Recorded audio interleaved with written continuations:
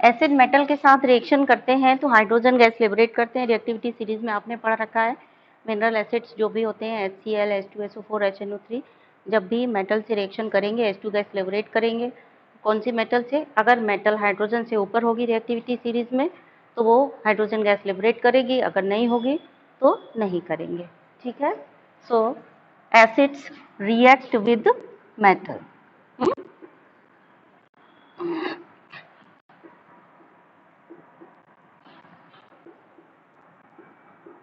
To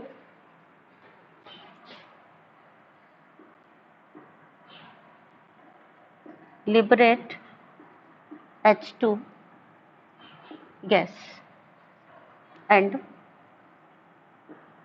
form salt, यानी metal plus acid क्या बनेगा? Salt plus H2 gas. For example zinc plus HCl, ZnCl2 plus H2 gas. अगर यहाँ HCl के बजाय यहाँ पर होगा जिंक प्लस H2SO4 तो ये बनेगा ZnSO4 plus H2 gas. Suppose यहाँ कैल्शियम है, कैल्शियम प्लस HCl तो यहाँ क्या बन जाएगा? CaCl2 plus H2 gas. अगर यहाँ Ca प्लस H2SO4 है तो यहाँ बन जाएगा CaSO4 प्लस H2। इस तरह से एसिड जब भी रिएक्शन करेगा मेटल से तो साल्ट सॉल्यूशन बनेगा, यानी साल्ट का सॉल्यूशन कैसा होगा? ये एक्वस होगा। साल्ट सॉल्यूशन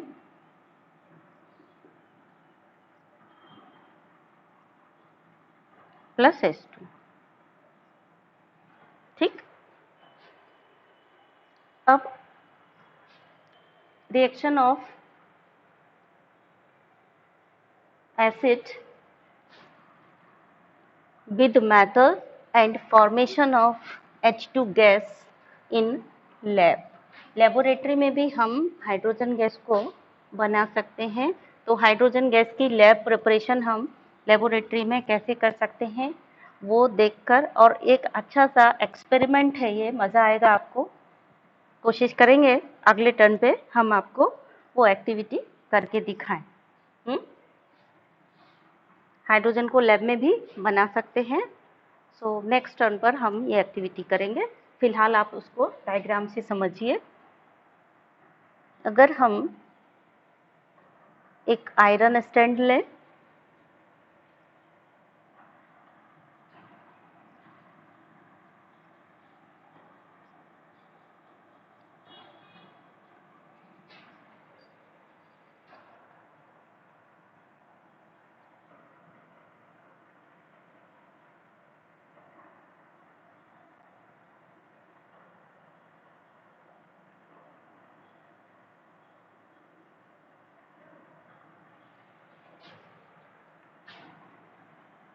यहाँ पर हमने एक टेस्ट ट्यूब को लगा दिया स्टैंड में, क्लैंप में फंसा करके।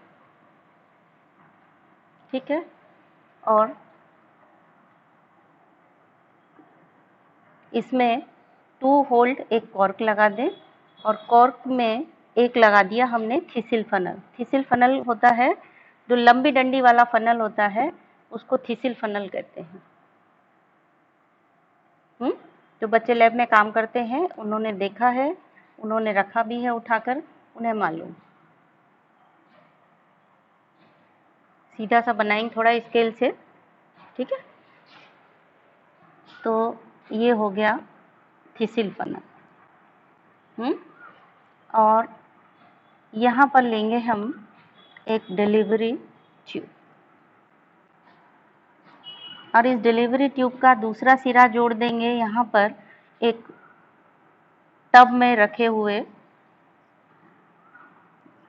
टब में पानी सोप सॉल्यूशन भरा हुआ रखा है, उसमें जोड़ देंगे।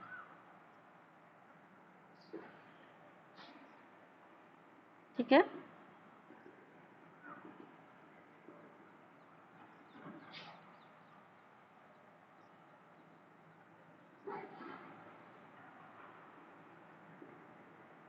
इस तरह से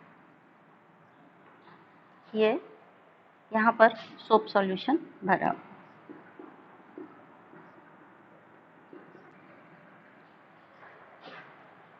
तो बच्चों हम इसमें भरेंगे, जिंक पीसेस पहले से ले लेंगे। ठीक है, सपोज हमने ये जिंक पीसेस ले लिया, यहाँ पर ये जिंक पीसेस है।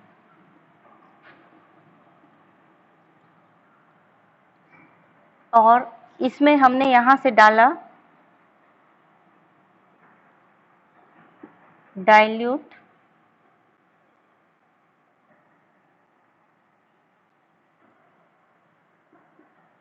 HCl।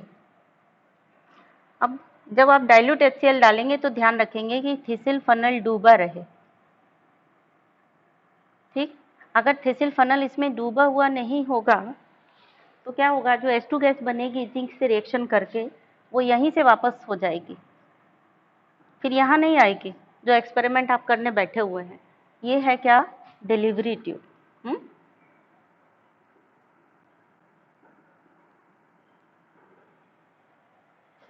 और आपने ये HCl डाइल्यूट डाला और ये क्या है, यहाँ पर ले लिए हैं आपने जिंक पीसेस लिए हुए हैं।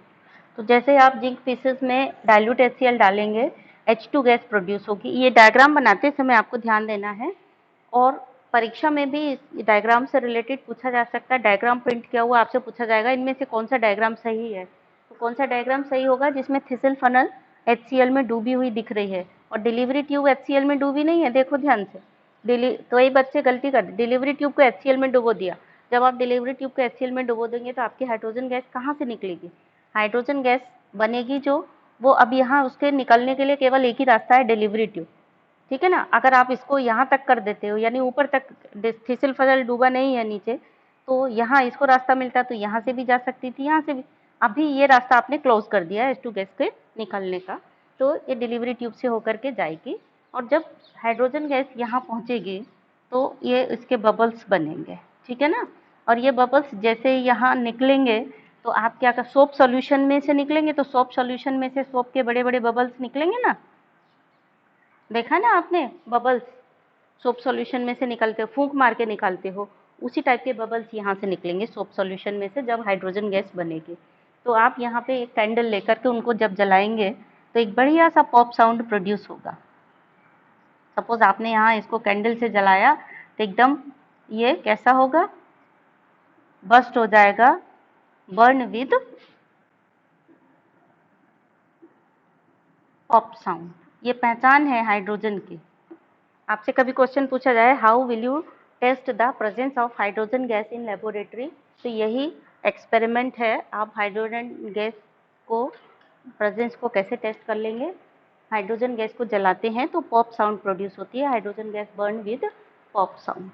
ठीक है, so this is also the laboratory preparation of hydrogen gas. यहाँ पे क्या रिएक्शन हुई, हाइड्रोजन गैस की प्रिपरेशन में क्या हुई, HCl है और जिंक पीसेस हैं, तो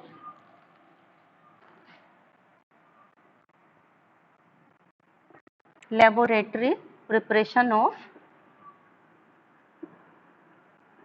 H2 गैस। ठीक है, रिएक्शन क्या हुई, Zn plus HCl equal to ZnCl2 plus H2 gas. और हाइड्रोजन गैस को आप पहचान कैसे करेंगे, हाइड्रोजन गैस जलाएंगे तो it burn with pop sound, उससे पहचान होगी हाइड्रोजन गैस की। अब हम डिस्कस करेंगे reaction of base with metal. अभी हमने reaction of acid with metal discuss किया, अब हम डिस्कस करेंगे reaction of base with metal.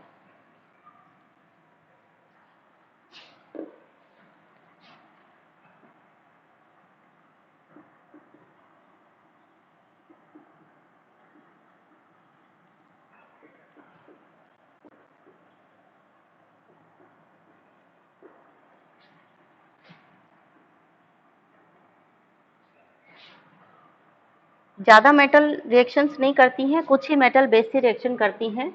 Zinc का अगर रिएक्शन होगा बेस यानी कि NaOH से, तो ये बनाती है Na2ZnO2 प्लस H2 गैस। और बट ये रिएक्शन इतनी स्लो होती है कि जैसे आप एसिड की रिएक्शन में हाइड्रोजन गैस रिलीज हो रही है तो आप उसको बर्न करके पॉप साउंड सुन सक रहे थे, लेकिन NaOH की रिएक्शन जब जिंक से होगी और हाइड्रोजन गैस जो प्रोड्यूस होगी वो बहुत ही स्लो प्रोड्यूस होती है। ये इतनी ज़्यादा कलेक्ट नहीं हो पाती है कि आप उसको कलेक्ट करके उसको बर्न करके उसका पॉप साउंड सुन लें, बहुत ही स्लोली होती है, बहुत धीमे धीमे फिर ये रिएक्शन होती है। आपके प्रैक्टिकल में है ये दोनों चीज़ें, ये भी बनाना और ये भी, दोनों आपको टेस्ट कर, बहुत मज़ा आता है, बच्चे बहुत अच्छे से बनाते हैं इसको और बहुत मन लगा के पॉप साउंड प्रोड्यूस करते हैं। कुछ बच्चे जो बहुत ध्यान से करते हैं उनके में बहुत अच्छा पॉप साउंड प्रोड्यूस होता है, जो नहीं करते हैं उनके में उतना अच्छे से नहीं होता। वैसे ज़्यादातर बच्चों के में बहुत अच्छे से होता है क्योंकि बच्चे प्रैक्टिकल में ज़्यादा इंटरेस्ट लेते हैं इन कंपैरिजन टू थ्योरी। तो आपको कैसे प्रैक्टिकल करना है यहीं से देख लीजिए, समझ भी लीजिए। द नेक्स्ट है reaction of metal carbonate and metal hydrogen carbonate with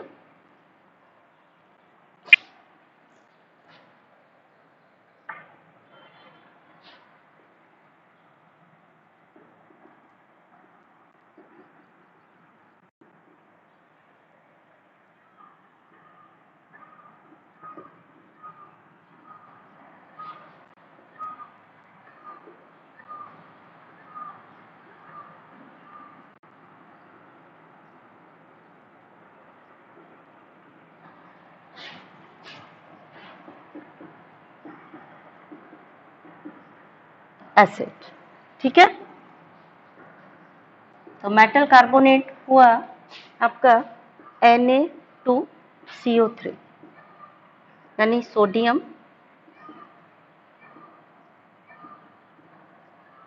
carbonate plus HCl। ठीक, इसकी जब रिएक्शन होगी तो बनेगा 2 NaCl plus H2O plus CO2। ये रिएक्शन याद करने का एक तरीका है बच्चों,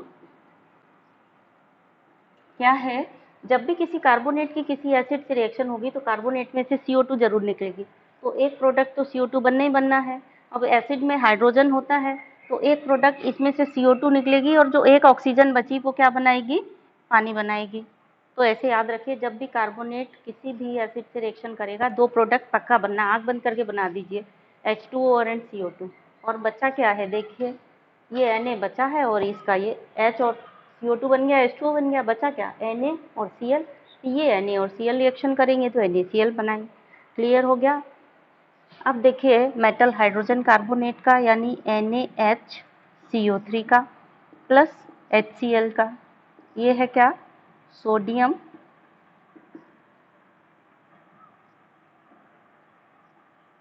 हाइड्रोजन कार्बोनेट।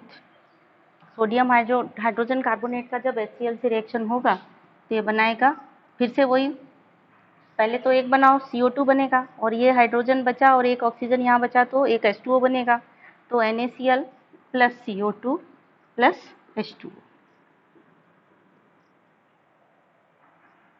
ठीक है, अब यहाँ एक बात ध्यान से देखिए, जिसमें इसके फॉर्मूले में NaHCO3 है, इसके फॉर्मूले में एक सोडियम है तो इसकी एक HCl से रिएक्शन हो रही है बैलेंस करने के लिए। इसके फॉर्मूले में दो सोडियम है तो यहाँ दो HCl से रिएक्शन हो रही है बैलेंस करने के लिए, ये आप ध्यान रखिए। तो आपको यहाँ कोई कंफ्यूजन नहीं होगा प्रोडक्ट बनाने में। एक तो सीधा कार्बोनेट से रिएक्शन हो रही तो CO2 बना दिया, और दूसरा एक ऑक्सीजन ये बची CO2 के बाद तो H2O बनेगा, और NaHCO3 में एक सोडियम है तो इसकी एक HCl से रिएक्शन करवाई है, और Na2CO3 में दो सोडियम है तो इसकी दो HCl से रिएक्शन करवाई है। सिंपल सा रिएक्शन लिखने का आपका तरीका, ट्रिक हो गई है याद करने की। अब ये भी पूछा जाता है कि लेबोरेटरी में CO2 गैस को कैसे टेस्ट करेंगे, how can you test the CO2 gas in laboratory. ये जो CO2 गैस बनी इसको कैसे टेस्ट करेंगे, है ना।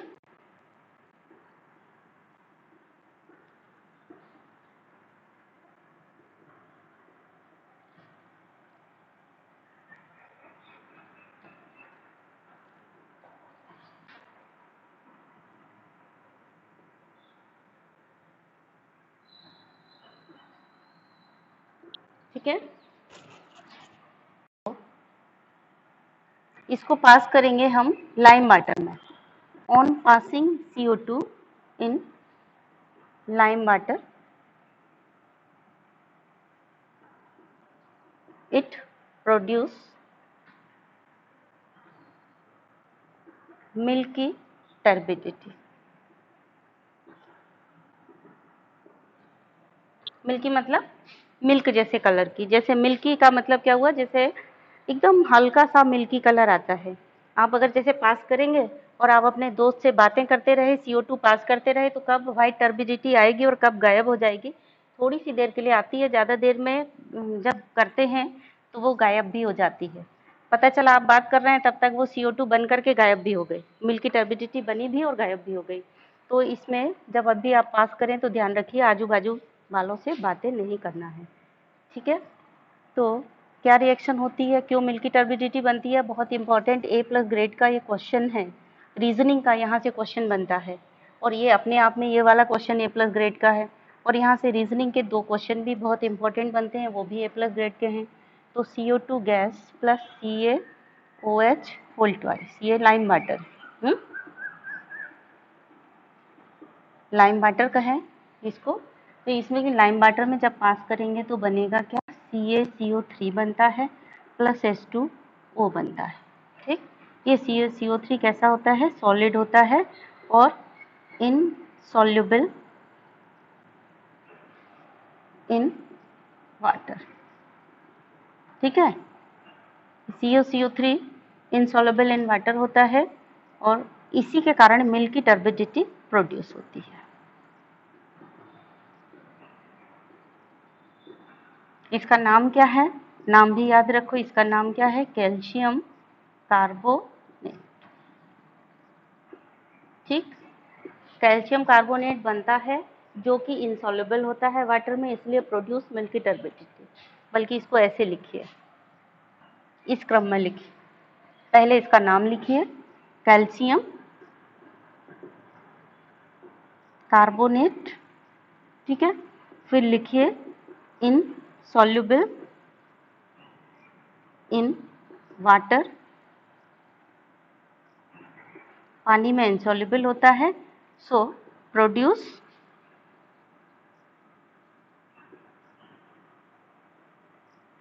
White turbidity. ठीक है ना, क्वेश्चन आता है कि जब CO2 को लाइम वाटर में पास करते हैं तो व्हाइट टर्बिडिटी या मिल्की टर्बिडिटी क्यों प्रोड्यूस होती है, व्हाइट या मिल्की टर्बिडिटी क्यों प्रोड्यूस होती है? तो उसका कारण क्या है, क्योंकि जब हमने CO2 को लाइम वाटर में पास किया तो कैल्शियम कार्बोनेट बना जो कि इनसॉल्युबल इन वाटर होता है, इनसॉल्युबल होने के कारण वो मिल्की टर्बिडिटी प्रोड्यूस करता है। ठीक है, लेकिन क्वेश्चन आता है जब हम देर तक पास करते हैं तो ये मिल्की टर्बिडिटी डिसअपियर हो जाती है बच्चों। On passing CO2 lime water it produce milky turbidity, है ना, but on passing CO2 for long time in water, on passing excess CO2, but on passing excess CO2 for long time in CaOH whole type क्या होता है, this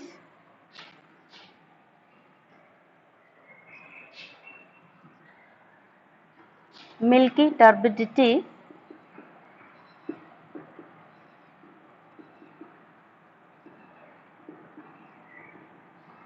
disappears। ये जो milky turbidity बनी थी गायब भी हो जाती है। कारण क्या है इसका, ये भी A+ ग्रेड का क्वेश्चन, बहुत अच्छे से इसको याद कर लीजिए विद रिएक्शन। ठीक है, तो जब हम CO2 को देर तक पास करेंगे तो क्या होता है, जो CaCO3 बन, मिल्की टर्बिडिटी गायब हो जाती है। इसका मतलब क्या हुआ, मिल्की टर्बिडिटी ने कोई केमिकल रिएक्शन कर ली होगी, तो मिल्की टर्बिडिटी यानी CaCO3 plus CO2 plus H2। CO2 gas हम देर तक करेंगे तो ये मिल्की टर्बिडिटी जो सॉलिड थी और H2O लिक्विड। ठीक है, अब ये क्या बना लेगा, CaHCO3 होल ट्वाइस, यानी बन गया अब कैल्शियम हाइड्रोजन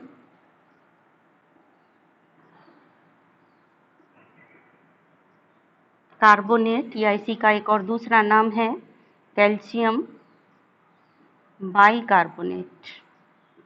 दोनों नाम हैं इसके, तो ये गायब हो जाती है कैल्शियम हाइड्रोजन कार्बोनेट, क्योंकि ये कैसा है, इन सॉल्युबल, ये कैसा है, सॉल्युबल इन वाटर है, इसीलिए ये मिल्की टर्बिडिटी गायब हो जाती है। तो बहुत ही इंपॉर्टेंट क्वेश्चन है बच्चों, इसको बहुत अच्छे से याद करके रखिए। ठीक है, हाइड्रोजन गैस की प्रेजेंस कैसे चेक करते हैं और CO2 की प्रेजेंस कैसे चेक करते हैं, दोनों ही बहुत इंपॉर्टेंट क्वेश्चन है। अभी हमने पढ़ा कि एसिड और बेस मेटल से कैसे रिएक्शन करते हैं, और जो बेस है ये एसिड की रिएक्शन हो रही है मेटल कार्बोनेट और मेटल हाइड्रोजन कार्बोनेट से, base does not react, base नहीं रिएक्शन करते, क्योंकि ये भी बेसिक हैं और बेस भी बेसिक हैं, तो बेस का इनसे कोई रिएक्शन नहीं होता है, ध्यान रखिए। मेटल हाइड्रोजन कार्बोनेट से तो बेस प्लस Na2CO3 या बेस प्लस NaHCO3 क्या होगा, नो रिएक्शन। अब हम देखेंगे जब एसिड और बेस आपस में रिएक्शन करते हैं तो क्या होता है, reaction of acid and base. तो रिएक्शन ऑफ एसिड और बेस जब आपस में रिएक्शन करते हैं तो दोनों एक दूसरे को न्यूट्रलाइज करते हैं और पानी बनाते हैं, और लार्ज अमाउंट में हीट प्रोड्यूस होती है, हाईली एक्सोथर्मिक रिएक्शन होती है एसिड और बेस के रिएक्शन की। ठीक है, तो reaction of acid and base is also called as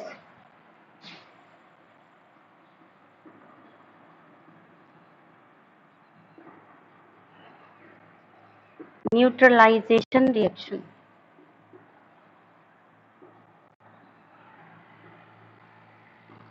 क्यों, देखिए HCl है, जब ये NaOH से रिएक्शन करेगा तो ये बन जाएगा पानी और NaCl। ठीक, पानी बन गया। एक्चुअल में होता क्या है, ये एसिड और ये बेस रिएक्शन कर रहा है, पानी बन रहा है। एक्चुअल में एसिड का जो एसिडिक करेक्टर होता है वो H प्लस के कारण होता है, और जो बेस का बेसिक नेचर होता है वो OH माइनस के कारण होता है। एक्चुअल में न्यूट्रलाइजेशन में क्या होता है, एसिड का H प्लस और बेस का OH माइनस एक दूसरे को न्यूट्रलाइज करते हैं H2O। एक H प्लस ने एक OH माइनस को मार दिया, खत्म कर दिया, और ये तो जितने H प्लस होंगे उतने ही OH माइनस होंगे, तो क्या होगा, सॉल्यूशन कैसा होगा, न्यूट्रल होगा। अगर H प्लस की संख्या ज़्यादा होगी, OH माइनस की कम होगी तो वो न्यूट्रल नहीं होगा। OH माइनस की संख्या ज़्यादा होगी, H प्लस की कम होगी, तब भी न्यूट्रल नहीं होगा, बेसिक हो जाएगा। जैसे हमने उस दिन फेनोप्थिलीन वाले में आपको दिखाया था, फेनोप्थिलीन डाला था एसिड में तो कलरलेस था, जैसे ही हमने उसमें OH डाला तो पहले थोड़ा तो NaOH डाला था तो पहले हल्का सा पिंक कलर आया और चला गया। चला क्यों गया, क्योंकि न्यूट्रलाइज हो गया था। OH के साथ पिंक, उसने पिंक कलर दिया, लेकिन H प्लस ने OH को मार दिया तुरंत, तो न्यूट्रलाइज हो गया, कलर चला गया। फिर हमने और NaOH डाला तो क्या हो गया, OH माइनस एक्स्ट्रा हो गए, ज़्यादा आ गए संख्या में, सारे H प्लस खत्म हो चुके थे उस समय तक, तो जब संख्या में ज़्यादा आ गए तो बेसिक हो गया, बेसिक हो गया तो फिर उसने पिंक कलर दे दिया फेनोप्थिलीन के साथ। तो जब सारे H प्लस पूरे OH माइनस को खत्म कर देंगे और H2O बना देंगे तो वो रिएक्शन क्या कहलाती है, न्यूट्रलाइजेशन रिएक्शन, यानी न्यूट्रल हो गया, ना वो अब एसिड है ना अब उसमें बेस का करेक्टर। अगर उसमें एक भी H प्लस ज़्यादा हो जाएगा तो उसका नेचर कैसा हो जाएगा, H प्लस का कैसा नेचर है, एसिडिक नेचर है। अगर उसमें OH माइनस ज़्यादा है H प्लस के कंपैरिजन में तो वो सोल्यूशन कैसा हो जाएगा, वो बेसिक हो जाएगा।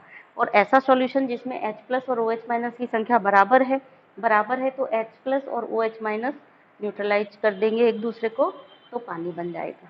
ये चीज़ है जो हम आपको उस दिन बता रहे थे ना, कि पहले पिंक कलर क्यों नहीं आया? जब हमने HCl में फेनोक्सिलिन डाला और थोड़ा सा NaOH डाला तो पहले पिंक कलर नहीं आया, क्योंकि पहले जो NaOH डाला था उसमें जो OH माइनस आयन थे उसको जो HCl में H प्लस आयन प्रेजेंट थे उन्होंने मार दिया, खत्म कर दिया, यानी H2O बना दिया था।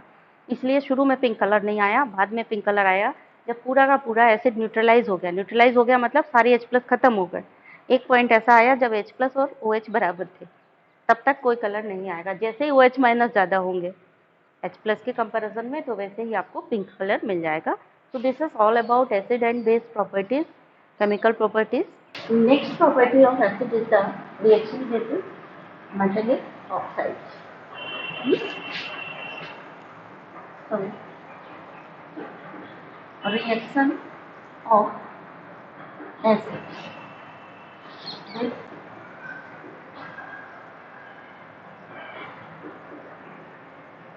metallic oxide.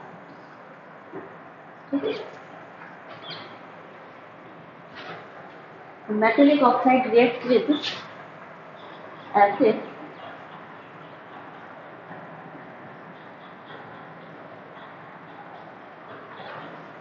to produce salt and water. For example, CuO plus HCl, CuCl2 plus H. तो CuCl2 होता है green blue colour.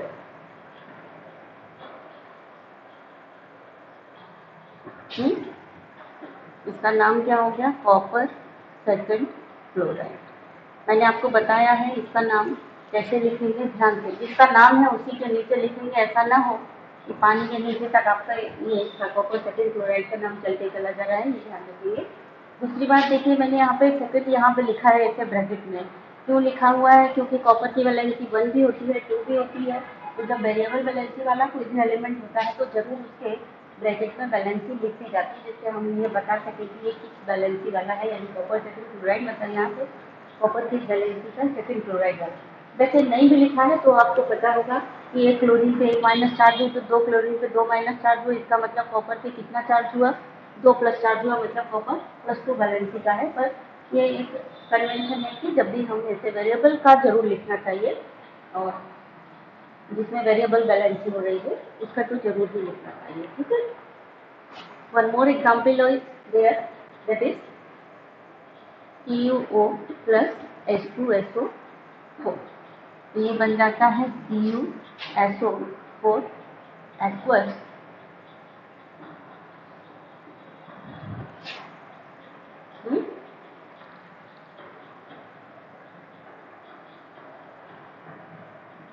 Plus H2O, ठीक है। ये कॉपर सल्फेट कैसे कलर का होता है? इसका भी नाम क्या हो गया? Copper sulphate sulphate. किस कलर का है ये? Blue colour. ये थोड़ा सा कलर मुझे याद है कि जिस पेन से लिख रही हूँ इसी के कलर का होता है कॉपर सल्फेट, और इसमें थोड़ा ग्रीन टाइप का और हो जाएगा क्योंकि ये कॉपर क्लोराइड है, ब्लू ग्रीन टाइप का मिक्स कलर आएगा। सॉल्यूशन के कलर भी आपको थोड़ा सा याद रखने हैं। The next is the reaction of base with non-metallic oxide.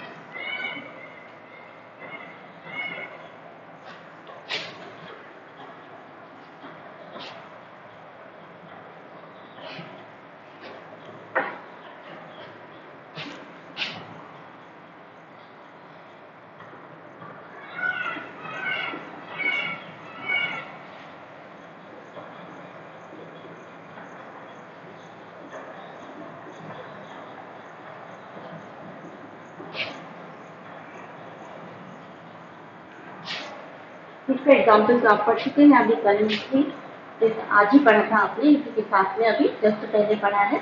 क्या है? CO2 गैस को जब हम CaOH होल ट्वाइस यानी लाइन वाटर इसमें पास करते हैं तो मिल की दर कितनी बनती है? CaCO3 प्लस H2, ये रिएक्शन हो गई। और जब देर तक पास करते हैं तो अगेन ये CO3 plus CO2 plus H2O, ये काहे में कन्वर्ट हो जाता है ClHCO3 में कन्वर्ट हो जाता है। ये कहता है आपका मिल्की टर्बिडिटी आती है, इससे मिल्की टर्बिडिटी क्यों आती है मैंने आपको बताया था, क्योंकि ये CaCO3 इनसॉल्युबल होता है इन वाटर और CaHCO3 सॉल्युबल होता है वाटर में कैल्शियम हाइड्रोजन कार्बोनेट, ठीक है। तो इसलिए यहाँ पे ये सॉल्युबल है। तो ये जो मिल्की टर्बिडिटी आती है, अगर CO2 गैस देर तक पास कर दी जाए तो मिल्की टर्बिडिटी गायब भी हो जाती है, ठीक है बच्चे। नेक्स्ट वन इसका एक ऐसा बनेगा आपको चलना, क्योंकि सॉल्युबल है, ध्यान रखिएगा। एक और एग्जाम्पल है इसका, वन मोर एग्जाम्पल है एसिड, ठीक, प्लस CaOH होल राइट, तो ये बनेगा CaSO, ये भी सॉलिड है और ये भी मिल्की टर्बिडिटी देता है या व्हाइट प्रेसिपिटेट देता है, ठीक है। या हम कह सकते हैं व्हाइट टर्बिडिटी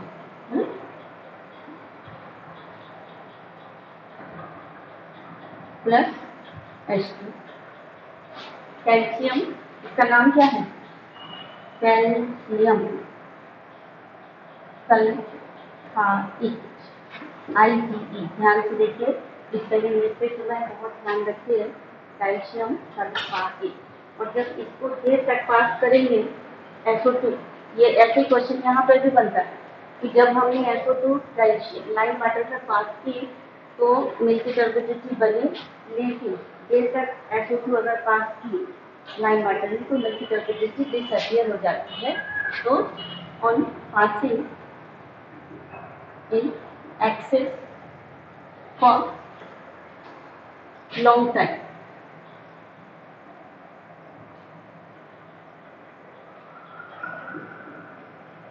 white turbidity या मिल्की टर्बिडिटी डिसअपियर।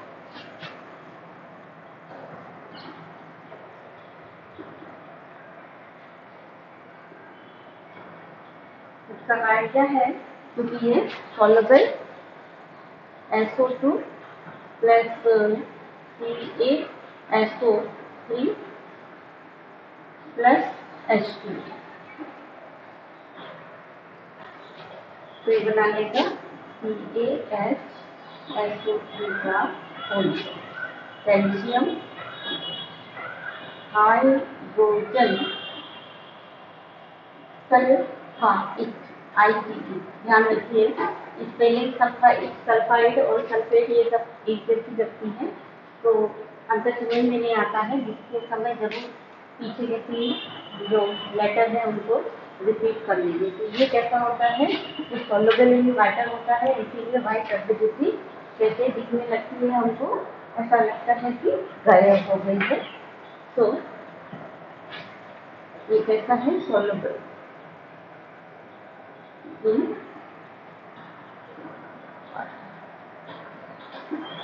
बच्चों आज हमने सॉलिड एंड गैस की केमिकल प्रॉपर्टीज पढ़ी, कल कुछ एक्टिविटीज के साथ हम लोग फिर मिलेंगे।